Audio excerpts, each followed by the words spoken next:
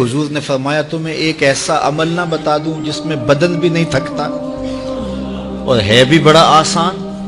اللہ اکبر! فرمایا وہ عمل کون سا ہے؟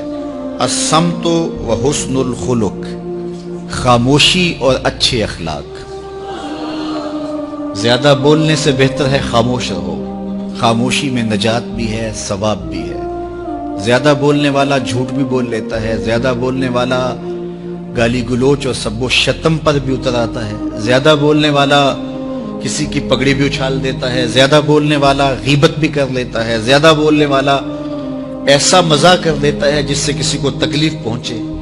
زیادہ بولنے والے سے بہت ساری غلطیاں ہو جاتی ہیں، جو تھوڑا بولے اس سے غلطیاں کم ہوتی ہیں، چونکہ انسان کے زیادہ گناہ جو ہے وہ اس کی زبان کی وجہ سے ہوتے ہیں۔ ایک روایت میں آتا ہے جب صبح ہوتی ہے سارے اعضائے بدنیاں زبان کے آگے ہاتھ جوڑتے ہیں، بی بی تو چپ رہنا، کیونکہ بولتی تو ہے اور مصیبت سارے اعضائے بدنیاں کو سہنا پڑتی ہے۔ تو یہ زبان جو ہے اس کی وجہ سے زیادہ گناہ ہوتے ہیں، یا زبان کی وجہ سے، یا انسان کی عصمت کا جوہر جب لٹتا ہے تو پھر اس کے پلے کچھ نہیں رہتا۔ اس لیے میرے حضور نے ارشاد فرمایا جو تمہاری دو ٹانگوں کے درمیان اور جو دو جبڑوں کے درمیان زبان، ان دونوں کی مجھے تم ضمانت دے دو، میں محمد تمہیں جنت کی ضمانت دے دیتا ہوں۔ تو فرمایا کہ میں تمہیں ایسا عمل نہ بتا دوں کہ جو بہت ہی آسان ہے، اور وہ کیا ہے؟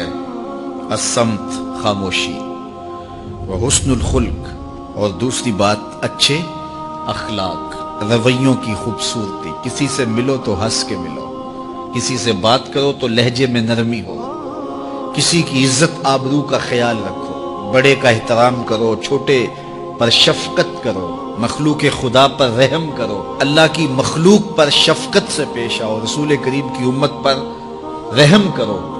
تو یہ ایسا عمل ہے جس پر کوئی مل بھی نہیں لگتا، قیمت بھی نہیں لگتی، بدن بھی نہیں تھکتا، لیکن نامہ اعمال نیکیوں سے بھر جاتا ہے۔ قیامت کے دن نامہ اعمال پر سب سے وزنی جو عمل ہوگا وہ حسن خلق ہوگا۔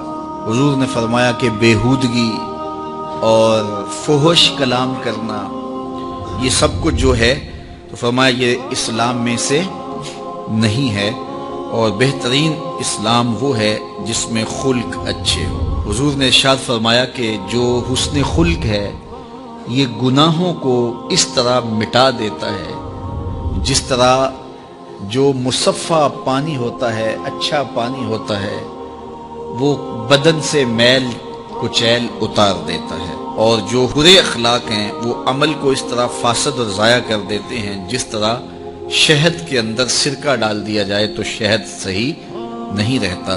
تو عمل اچھے ہیں لیکن بدخلقی ان اعمال کی بربادی کا سبب اور ذریعہ بن جاتی ہے۔ ہماری زبان جو ہے وہ ایسی خوبصورت باتوں سے مزین ہو کہ قیامت کے دن جب نامہ اعمال رکھا جائے تو حسن خلق کا وزن ہمارے گناہوں کو کم کر دے اور ہماری نیکیاں حسن خلق کی وجہ سے بلند اور بالا ہو۔ اللہ جل شانہ ہمیں معاملات کے اندر خوبصورتیاں نصیب فرمائے، رفق، نرمی نصیب کرے، معاف کر دینے کی توفیق نصیب کرے۔